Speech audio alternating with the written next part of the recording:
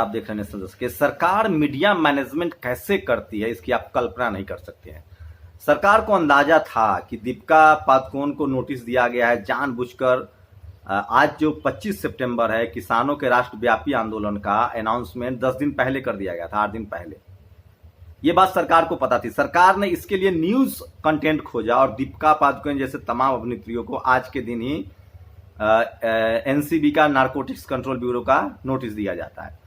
सबको पता था मीडिया इस पर लगेगी, लेकिन वहीं इतनी ज्यादा सोशल मीडिया पर चर्चा हो गई थी मीडिया के खिलाफ कि मीडिया ये सब जानबूझ के किया जा रहा है, डाइवर्ट करने के लिए, देश टेलीविजन न दिखाए।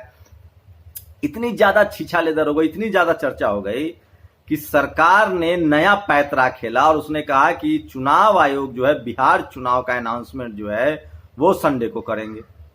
अब सोचिए 28 अक्टूबर को पहले फेज की वोटिंग होगी, 3 नवंबर को दूसरे फेज की वोटिंग होगी, 7 नवंबर को तीसरे फेज की वोटिंग होगी, 10 नवंबर को नतीजे आएंगे।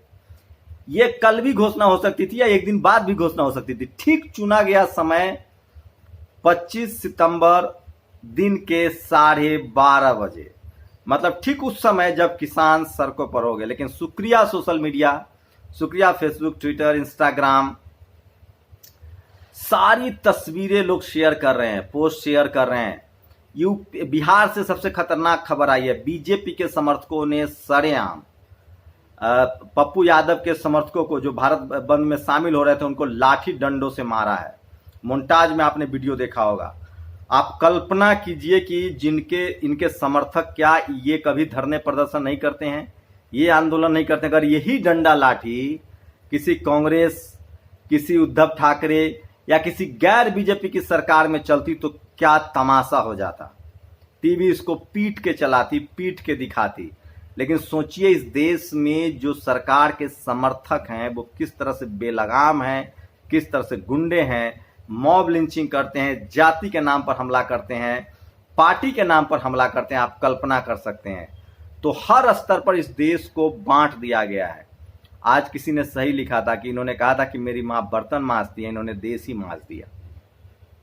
आप सोचिए, एक और तस्वीरें तेजी से वायरल हो रही है।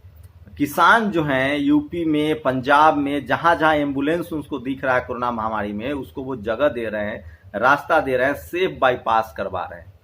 सोचिए इस देश में किसान खेतों में मर रहा है, जवान सड़कों पर मर रहे हैं और उसके नाम पर राजनीति की जा रही है। सोचिए कि जानबूझकर बिहार चुनाव का अनाउंसमेंट आज ही किया गया, वो भी ठीक 12:30 बजे। अब सारे टेलीविजन शाम में बस पीट के वही खबर चलाएंगे। किसानों का आंदोलन टाए टाए फिस करने की कोशिश है, लेकिन जिस तरह से ट्विटर पर ट्रेंड हो रहा है, 10 मिलियन से ज्यादा लोग अब तक ट्रेंड करा चुके हैं भारत बंद, उससे साफ है कि पैरेलल लोग जो हैं वो समानांतर सोशल मीडिया के जरिए इस सरकार से लड़ाई लड़ रहे हैं। वो तो साफ है। बिहार में 3 चरणों में चुनाव होगा। 29 नवंबर को वहां ये जो विधानसभा चल रहा है, जो मुख्यमंत्री उनका कार्यकाल खत्म हो रहा है। 28 अक्टूबर को पहले दौर की वोटिंग होगी। आज से अधिसूचना लागू हो गई है। 28 अक्टूबर को पहले दौर की वोटिंग होगी, मतलब कि पूरा 1 महीना धुआंधार प्रचार करने का वक्त दिया गया है।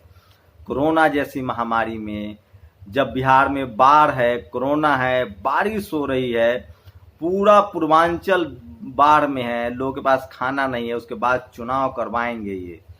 क्या चुनाव कराने के खर्चे से मुख्यमंत्री नीतीश कुमार ही रहते कार्यकारी मुख्यमंत्री?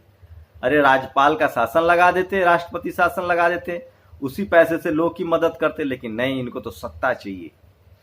तो वहां चुनाव होगा और बाढ़ है और कोरोना है, उसके बाद जो दिन चुना गया है अनाउंसमेंट का, वो सवाल खड़ा करती है। और अब मैं साफ मानने लगा हूं, पहले बाम सेफ के लोग लगातार इस पर फोकस करते थे कि सरकार जो है वो खबरों को डाइवर्ट करती है।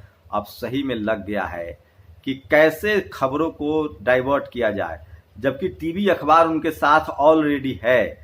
लेकिन चूंकि टीवी अखबार की इतनी आलोचना हो रही है, इतनी ज्यादा किरकिरी हो रही है कि वो लोग कुछ समझ नहीं पा रहे थे कि क्या करे, दिखाना उनकी मजबूरी थी। तो पहले दीपिका पादुकोण, सारा अली खान खबर दिया गया, उससे भी काम नहीं चला तो बिहार चुनाव का आज अनाउंसमेंट कर दिया गया है। सब मिले हुए हैं साहब, सीबीआई, चुनाव आयोग, ED, NCB, narcotics control bureau को लोग नरेंद्र मोदी कंट्रोल ब्यूरो कह रहे हैं। तो आप समझिए कि 100-100 ग्राम गांजे को लेकर गिरफ्तारी हो रही है, नोटिस हो रही है। यूपी में एक पर्ची जारी हुई है जिसमें एक थाने में 25 लाख रुपए गांजे के बेचने वाले से वसूली की जाती है, बकायदा हिसाब लिखा हुआ है।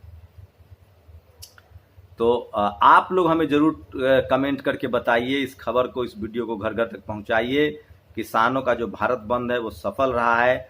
किस तरह से बिहार में पप्पू यादव के कार्यकर्ताओं पर जो भारत बंद करा रहे थे उन पर लाठीचार्ज हुआ है, किस तरह से किसानों ने एम्बुलेंस को रास्ते दिए हैं, पैसे दिए हैं, और जिस तरह से किसान सड़कों पर उतरे हैं, सोशल मीडिया पर ट्विटर ट्रेंड हो रहा है, उसे लगता है कि भारत में डेमोक्रेसी की जड़ें गहरी हैं और लोग अब तक मेंटली तैयार नहीं है डिक्टेटरशिप के लिए। वो अपने हक अधिकार के लिए सड़कों पर आना अभी भी जारी रख रहे हैं। कोशिश तो है, लॉकडाउन के बहाने हर जगह चेक पोस्ट, पुलिस के डंडे, पुलिसिया शासन लाने की कोशिश तो है, लेकिन भारत में संविधान वो ताकत आपको देता है कि आप डेमोक्रेटिक तरीके से किसी भी मांग को लेकर विरोध प्रदर्शन कर सकते हैं। सरकार और मीडिया, अखबार, टीवी और अखबार जो है वो सरकार के साथ है। मैं इसलिए बार बार कहता हूँ, जो टीवी अखबार आपको दिखाता है वो प्रचार है, खबर नहीं। जो छुपाता है वो खबर है। कल किसी ने फेसबुक पर लिखा कि उन्होंने एक किसान से पूछा, एक आदमी ने किसान से पूछा कि अच्छा भैया, आपको इस बिल में क्या गड़बड़ी लगती है, आप क्यों इसका विरोध कर रहे हैं? तो किसान ने कहा कि मैं तो पढ़ा लिखा नहीं हूँ, मुझे नहीं पता बिल में क्या है, लेकिन एक बात बताओ, इस बिल के विरोध में, इस बिल के समर्थन में कौन कौन है? तो उस आदमी ने कहा कि आरएसएस, बीजेपी, अंबानी, अडानी, मोदी। तो उस आदमी ने कहा कि तब मान लो कि ये बिल किसानों के लिए खराब है। मतलब जिस काम का समर्थन आरएसएस, बीजेपी, अंबानी, अडानी करे, जैसे नोटबंदी, ताली थाली, आपको बता दें जीएसटी, तो समझ लो कि वो जनता के खिलाफ है और दोस्त साहब के दोस्तों के पक्ष में है। सोशल मीडिया ही, बहुजन मीडिया, इस तरह के सवाल वहीं पूछे जाते हैं। आप लोग अपनी प्रतिक्रिया जरूर दीजिए। बिहार में वोट जरूर कीजिएगा, लेकिन सोशल डिस्टेंसिंग, सामाजिक दूरी नहीं, फिजिकल दूरी का जरूर पालन कीजिएगा। तैयारी कीजिए और अपना ख्याल रखिए, क्योंकि सरकार ने हाथ खड़े कर लिए हैं। शुक्रिया।